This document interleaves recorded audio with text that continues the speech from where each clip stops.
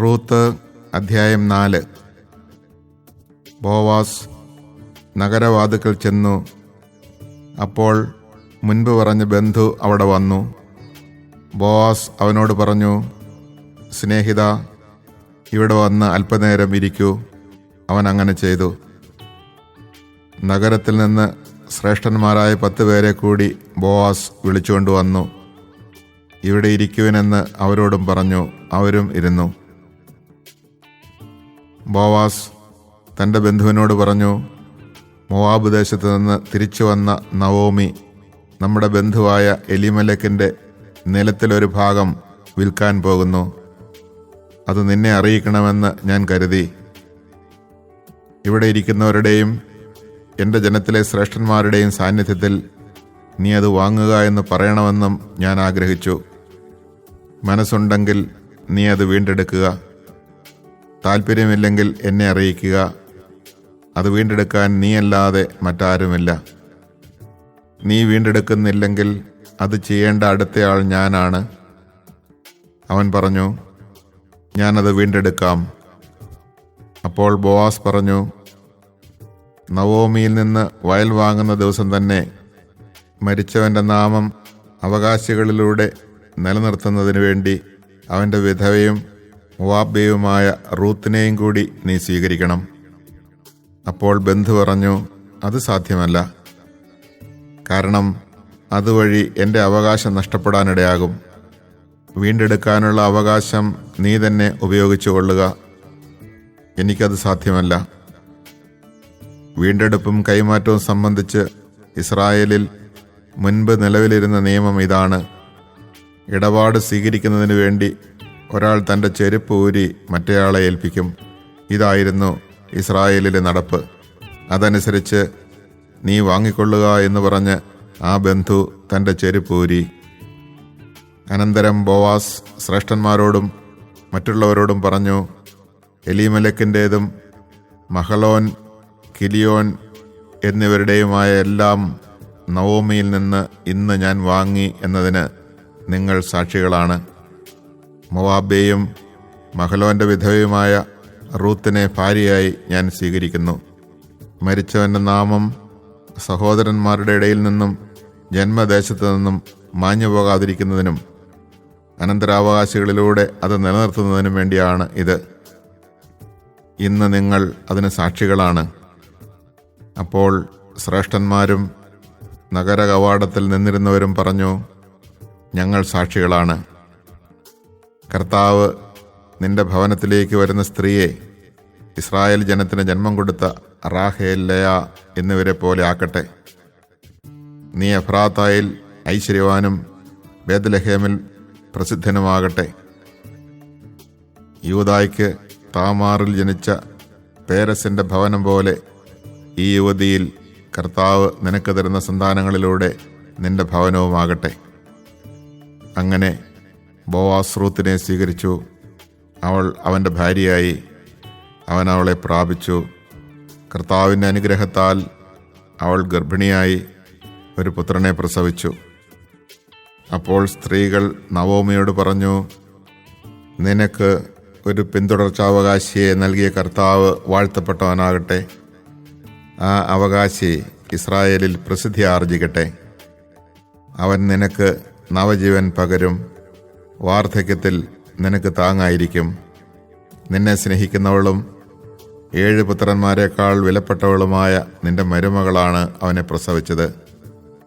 Naomi ശിശുവിനെ മാറോടണച്ചു. അവൾ അവനെ പരിചരിച്ചു. അയൽക്കാരായ സ്ത്രീകൾ നവോമിക്ക് ഒരു പുത്രൻ ജനിച്ചിരിക്കുന്നു എന്ന് പറഞ്ഞ് ഓബദ് എന്ന് അവന് പേരിട്ടു. അവൻ ദാവീദിന്റെ പിതാവായ ജസ്സയുടെ പിതാവാണ്. പേരസിൻ്റെ പിൻതലമുറക്കാർ ഇവരാണ്. പേരസ് ഹെബ്രോന്റെ പിതാവാണ്. ഹെബ്രോൻ രാമിൻ്റെയും രാം അമീനാദാബിൻ്റെയും അമീനാദാബ് നഹഷോൻ്റെയും നഹഷോൻ സൽമോൻ്റെയും സൽമോൻ ബോവാസിൻ്റെയും ബോവാസ് ഓബദിൻ്റെയും ഓബദ് ജസ്സയുടെയും ജസ്സെ ദാവീദിൻ്റെയും പിതാവാണ്. Chapter 4. Boaz went and took a seat at the gate, and when he saw the closer relative of whom he had spoken come along, he called to him by name. "Come and sit beside me." And he did so. Then Boaz picked out 10 of the elders of the city and asked them to sit near by. When they had done this, he said to the near relative, "Naomi, who has come back from the Moabite plateau, is putting up for sale the piece of land that belonged to our kinsman Elimelech. So I thought I would inform you, bidding you before those here present, including the elders of my people, to put in your claim for it if you wish to acquire it as next of kin. But if you do not wish to claim it, tell me so, that I may be guided accordingly, for no one has a prior claim to yours, and mine is next." He answered, "I will put in my claim." Boaz continued, "Once you acquire the field from Naomi, you must take also Ruth the Moabite, the widow of the late heir, and raise up a family for the departed on his estate." The near relative replied, "I cannot exercise my claim lest I depreciate my own estate. Put in a claim yourself in my stead, for I cannot exercise my claim." Now it used to be the custom in Israel that to make binding a contract of redemption or exchange, one party would take off his sandal and give it to the other. This was the form of attestation in Israel. So the near relative, in saying to Boaz, "Acquire it for yourself," drew off his sandal.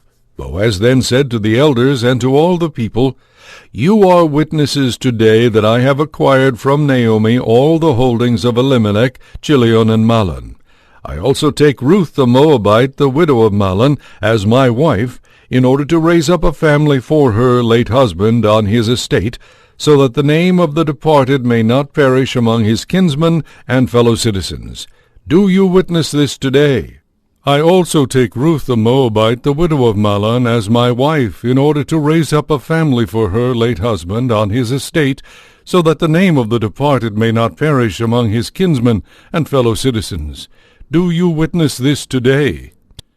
All those at the gate, including the elders, said, "We do so. May the Lord make this wife come into your house like Rachel and Leah, who between them built up the house of Israel.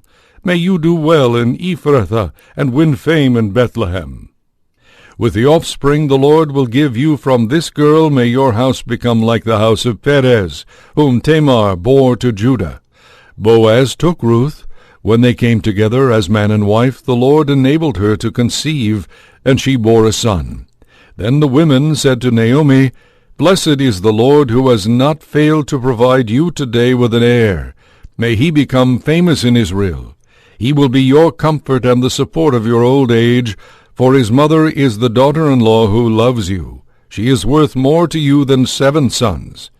Naomi took the child, placed him on her lap, and became his nurse, and the neighbor women gave him his name, at the news that a grandson had been born to Naomi. They called him Obed. He was the father of Jesse, the father of David. These are the descendants of Perez. Perez was the father of Hezron. Hezron was the father of Ram. Ram was the father of Aminadab. Aminadab was the father of Nahshon. Nahshon was the father of Salmon. Salmon was the father of Boaz. Boaz was the father of Obed. Obed was the father of Jesse, and Jesse became the father of David.